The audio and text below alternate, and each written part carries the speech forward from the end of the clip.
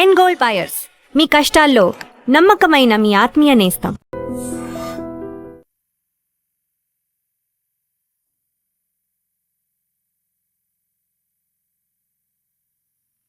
ఇక్కడ మర్డర్ చేశారు, ఇక్కడ తీసుకెళ్ళి పడేశారు అనేది నేను చూసిన తర్వాత ఫస్ట్ 25 రోజులు క్లూ లేదు. రెండో రోజు వచ్చేటప్పటికి సార్ సాయంత్రానికి మాకు ముందు బాడీ ట్రేస్ అయింది. ఎనీ కేసు బాడీ ట్రేస్ అయితే సగం ట్రేస్ అయినట్టే. అతను చనిపోయిన ఆమె నా పేరు నారాయణమ్మ అనుకుంటా పేరు, అతని పేరు నారాయణ, నాకు సరిగ్గా గుర్తులేదు. అతను ఒక మాట చెప్పాడు, సార్ మా అక్కయ్య చేసి ఉంటారు సార్ ఈ మర్డరు అని. వాళ్ళు కూడా వచ్చున్నారు ఆ రోజుకి. వాళ్ళ అక్క దగ్గర నుంచే ఆవిడ బయలుదేరింది, మర్డర్ అయ్యింది. ఇది మా అక్కయ్య చేసి ఉంటుంది సార్. మీ రేప్ అండ్ మర్డర్ కదా? Rape and murder. మాకు అసలు అర్థం కాల. ఆయన ఒక మాట చెప్పాడు నాకు. సీన్లో ఒక చిన్న కాగితం ముక్క దొరికింది సార్. ఆ కాగితం ముక్క మీద ఫోన్ నెంబర్ ఉంది. నేను ఆ కాగితం ముక్క కూడా సీజ్ చేశాను. మా వాళ్ళందరూ ఉండి అదేదో గాలి కొట్టుకొచ్చి ఉంటుంది సార్ అని చెప్పాను. అంటే లేదు సీన్లో ప్రతిదీ మనకు అవసరమే అని చెప్పేసి తీసుకున్నాం.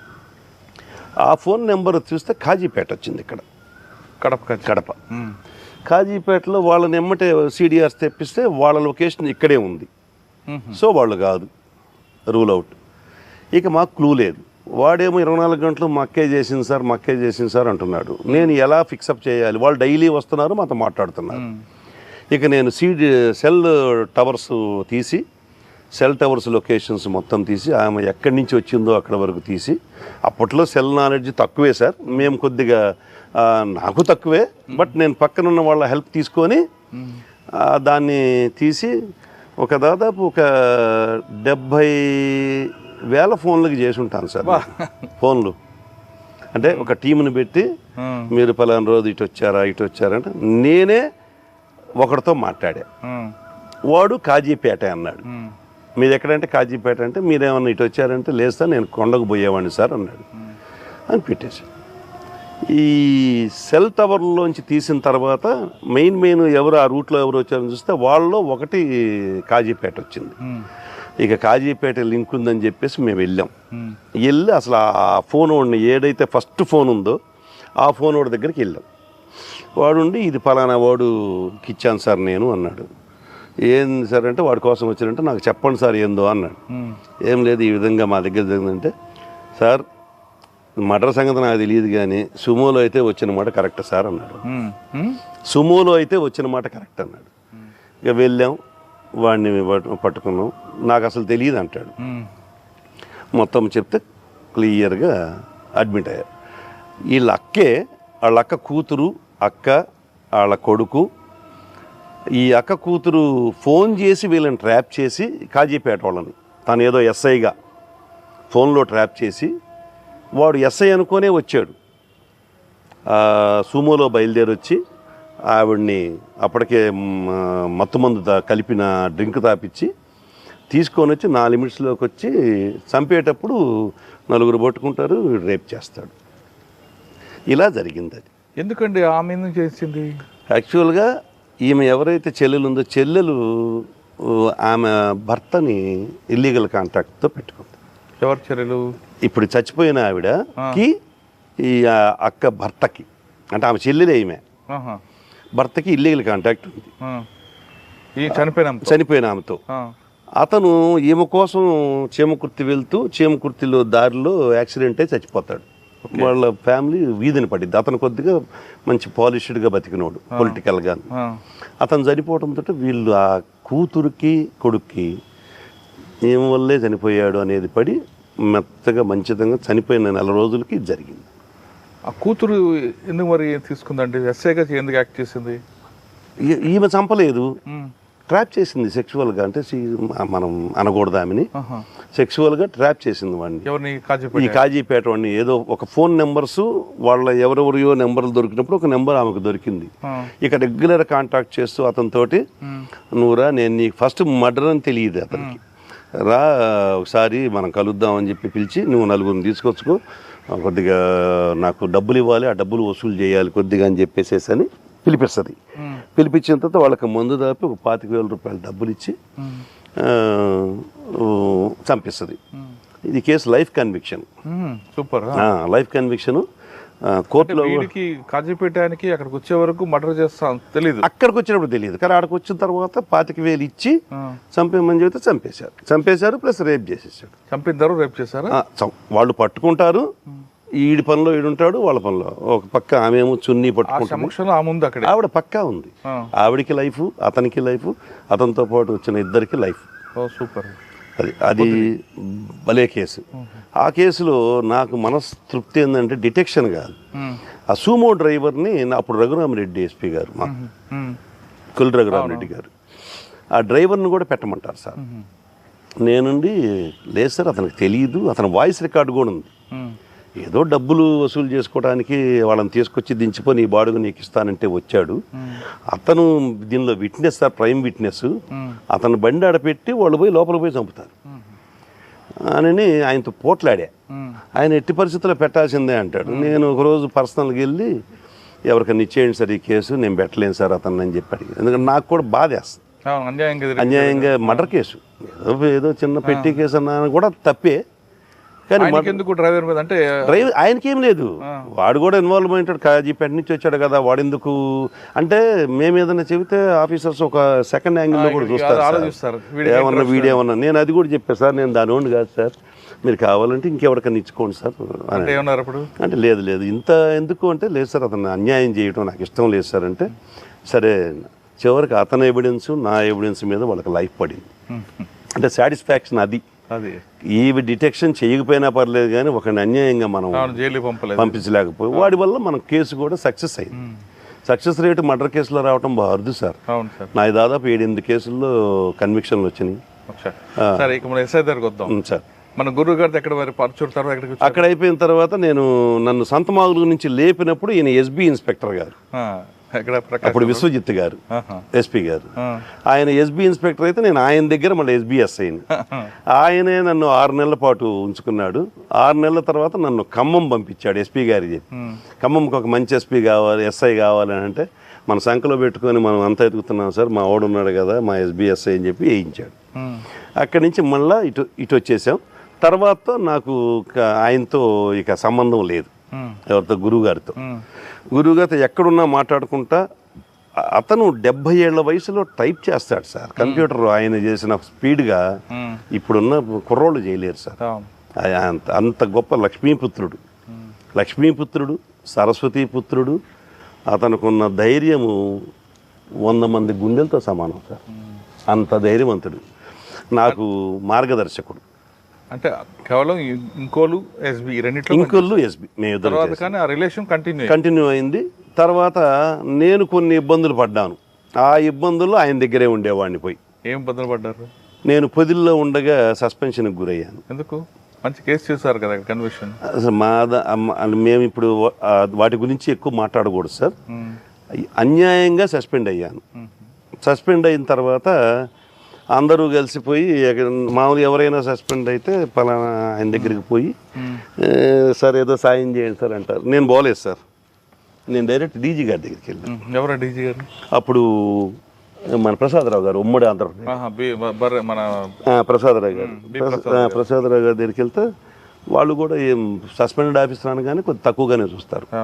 ఎవరినైనా తక్కువగా సగం చచ్చిపోయినట్టే సార్ సస్పెండెడ్ అసలు ఆఫీసరు, సగం తక్కువగా చూస్తారు సొసైటీలో కూడా. పక్కన పెట్టిన మీ డిపార్ట్మెంట్ ఏదైతే మాత్రం 80% వాళ్ళని చులకగా చూస్తారు. సార్ అక్కడ నాకు యోగానంద్ గారు హైదరాబాద్లో, యోగానంద్ మంచి ఆఫీసర్. నేను ఆయనకి తెలియదు ఫిజికల్గా, కానీ నా పేరు తెలుసు పక్కన ఉన్న వాళ్ళ ద్వారా. నేను సస్పెండ్ అయితే ఆయన అడిగా అంటే వెంకటేశ్వర రాలేదేంది అని. మా గురువు గారు నరహరి గారు అని చెప్పాను కదా, నరహరి గారు ఫోన్ చేసి యోగానంద్ సార్కి ఎందుకు కలవలేదంటే, ఏం కలవమంటారు సార్, తప్పుడు వాడిలాగా నేను పోయి ఏం కలవమంటాను. లేదు సార్ దగ్గరికి పోను. నేను వెంటనే సార్ దగ్గరికి వెళ్ళినా. సార్ తన ఇంట్లో భోజనం పెట్టి, తన ఇంట్లో మేడం గారు వండిన భోజనం పెట్టి తన కారులో తీసుకొని పోయి ఉమేష్ రాఫ్ అడిషనల్ డీజీ గారు ఆయన దగ్గరికి తీసుకెళ్ళాను. ఆయన దగ్గరికి పోతే నేను ఆయన దగ్గరికి పోయే ముందు నేను కూడా కొద్దిగా పెడే సార్, నాకు 2 నిమిషాలు ఆయన మాట్లాడటానికి సమయం ఏమని చెప్పండి సార్ అని చెప్పాను. సార్ వెళ్ళి నేరుగా ఆయనకి డీజీపీ ఆఫీస్లో ఎంత గౌరవం అంటే మీరు నమ్మరు సార్, ఆయన వస్తుంటే ఆయనకి ఇంటర్వ్యూ ఉంటుంది, బయట సిట్టింగ్ ఉంటుంది సార్. ఏదన్నా ఆఫీస్కి వెళ్ళాలంటే ఐజీ గారి దగ్గరికి అంటే డైరెక్ట్గా వెళ్ళిపోవటం. Such a great fellow. నాకు అసలు గుండె అట్ట పొంగిద్ది ఆయన చూస్తే. సరే నేను డైరెక్ట్గా తీసుకెళ్ళాడు. ఏం లేదు సార్, నాకు తెలిసిన ఆఫీసరు, మంచి ఆఫీసరు, ఒక 2 minutes మీతో మాట్లాడటానికి పర్మిషన్ ఇవ్వమన్నాడు, మీరు ఏం సాయం చేయకపోయినా పర్లేదంట. సరే చెప్తే నేను ఒక 3 కాగితాలు తీసి పెట్టి ఆయన ఎదురుగా పెట్టి ఇది చదవండి సార్ అన్న, అండర్లైన్ చేసినాయి. చెప్పబోయా ఏందో అన్నాడు ఆయన.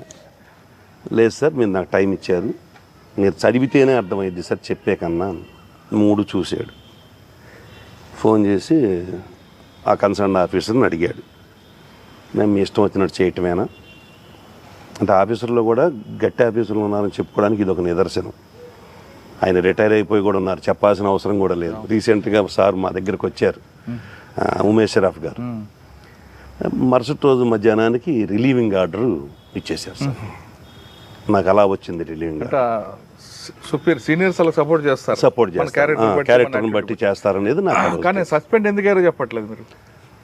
సస్పెన్షన్కి రీజన్స్ సార్, నేను ఒక సివిల్ మ్యాటర్ వచ్చింది సార్ పొదిల్లో. అది త్రూ పెద్ద ఆఫీసర్ నుంచి వచ్చింది, ఎవరైతే నన్ను చేశారో వాళ్ళ దగ్గర నుంచి వచ్చింది. అది ఎస్పీ గారి ద్వారా, ఎస్పీ గారు డిఎస్పీ ద్వారా వచ్చింది. నాకు దగ్గరకు కూడా రాలే. డిఎస్పీ గారు నన్ను తీసుకొని పోయాడు, నా లిమిట్స్ కాబట్టి. ఆ సైట్ ఆ దొనకొండ వెళ్ళాం. అప్పుడు కొత్తగా ఆంధ్రప్రదేశ్ రాజధాని దొనకొండ అని వినపడుతుంది బాగా. ఆ దొనకొండ ల్యాండ్ నా కర్మకాలి. నాకు అది ఎప్పుడు నైట్ మేర్ సార్, నాకు ఆ రాజధాని అనేది నేను అసలు మర్చిపోలేని ఇన్సిడెంట్. వెళ్ళాను. నేను ఎంఆర్ఓ ఆఫీస్లో పనిచేశాను కదా సార్. ఆ దొనకొండ ఎంఆర్ఓ నేను పనిచేసేటప్పుడు యూడీసీ, ఓకే, వాడు అక్కడ ఎంఆర్ఓ. అనా అనుకుంటా మాట్లాడుకున్నాం ఇద్దరం. దీని రికార్డ్ అంతా తీయించాను. వాళ్ళ మనుషులు కూడా వచ్చారు. ఓ పవర్ఫుల్ లేడీ కూడా వచ్చింది. పవర్ఫుల్ లేడీ వచ్చింది. ఏ పార్టీ? వాళ్ళ పార్టీ, ఆఫీసర్ పార్టీ. ఆఫీసర్ ఏ పార్టీ?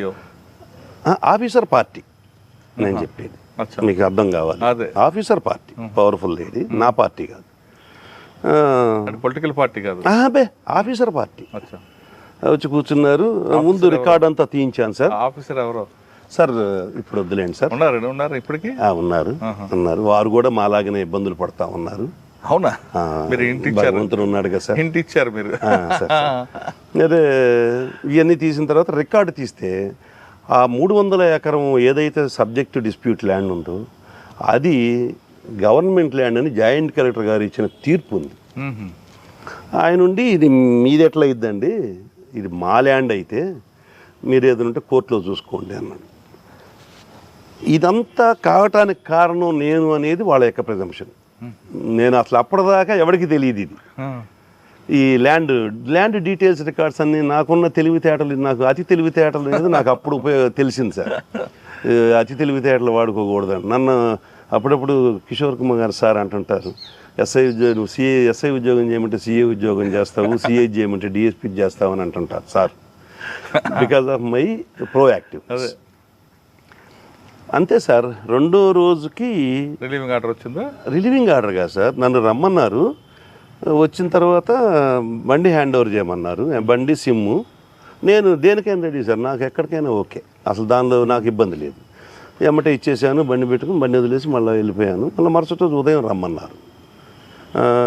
వస్తూ 4 సార్లు ఫోన్ చేశారు. నాకు అప్పటికే అర్థమైంది, ఓహో నాకు ఏదో ప్రిపేర్ చేశారు. నాకు ఆల్రెడీ నైట్ తెలిసింది.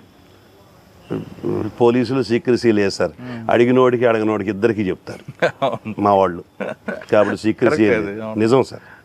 రాత్రి తెలిసింది. పొద్దున పోగానే అడిషనల్ ఎస్పీ గారు ఉండి సర్వ్ చేశారు. తీసుకున్నాను, జేబులో పెట్టుకుని. ఏంటి చదవవా అన్నాడు. మీరు చేసిన అన్యాయాన్ని చదవటం ఎందుకు సార్, ఇది చేసిన నా కొడుకుని వదిలిపెట్టాను నేను. చేసిన వాళ్ళు ఉన్నారు. మా ఎస్బీ ఇన్స్పెక్టర్ ఒకడు ఉన్నాడు, మా బ్యాచ్మేట్ అప్పుడు, తిరుమల రావు అని, ఇప్పుడు డిఎస్పీ అయ్యాడు మొన్నే. సరే అతని పాత్ర కూడా కొంత ఉంది. ఏదైనా ఆఫీసర్ డెసిషన్ ఉన్నప్పుడు అతను కూడా ఏం చేయలేడు, కాబట్టి నేను అతన్ని ఫైన్ ఫాల్ చేయలేను. బట్ ఆర్డర్ చేతిలో పెట్టారు. అప్పటికి నేను ప్రకాశం జిల్లాలో ఒక వెలుగుతున్న police officer, law and order ఆఫీసర్గా. ఒక్కసారిగా పాతలానికి పడిపోయా. అయ్యో. అప్పుడు మళ్ళీ మా గురువు గారు మీరు పృథ్వీనారాయణ గారు, ఇక నా టైం ఎవరన్నా జనరల్గా సస్పెన్షన్లో కానీ ఖాళీగా ఉంటే ఇళ్ళ కాడో లేకపోతే తిరుగుతారు, లేదంటే దాక్కొని ఉంటారు. నేను 24 hours పృథ్వీనారాయణ గారి ఇంట్లోనే ఉండేవాడిని. విజయవాడలో? విజయవాడ, గుంటూరు, ఆయన 2 నాది డైలీ చూసుకునేవాడిని. నా దానిలో ఉన్న లోతుపాతులు అన్ని రికార్డు బిల్డప్ చేసుకోవటము, మేమిద్దరం కూర్చొని కొట్టుకోవటము. కాసేపు ఆయన లాయర్ ప్రాక్టీస్ చేస్తుంటాడు, కోర్టుకి వెళ్తాము, ఇక ఆయనతో పాటు తిరుగుతా. ఆయన కోర్టుకు వచ్చిన టైంలో నిందితుడిని పట్టుకోవడానికి పరిగెత్తినప్పుడు కాలు ఇరిగింది. నేను ఉన్నాను సార్. ఏం జరిగింది ఆ రోజు ఇతను కానిస్టేబుల్ పట్టుకొని పోతుంటే వాడు వదిలించుకొని పోతుంటాడు. ఈయన ఎదురుగా ఉన్నాడు, కనపడుతుంది వాడు రావటం. జస్ట్ ఎవరు కాలు ఇట్ట అన్నాడు, ఈయన పడ్డాడు. 2 నెలలు బొమ్మలు పడ్డాడు. నాకెందుకు వెంకటేశ్వరరావు ఈ వయసులో అంటే, లేదు సార్ మీలో పోలీసు ఉన్నాడు, అందుకే పోలీస్ ఆఫీసర్ చనిపోయేంత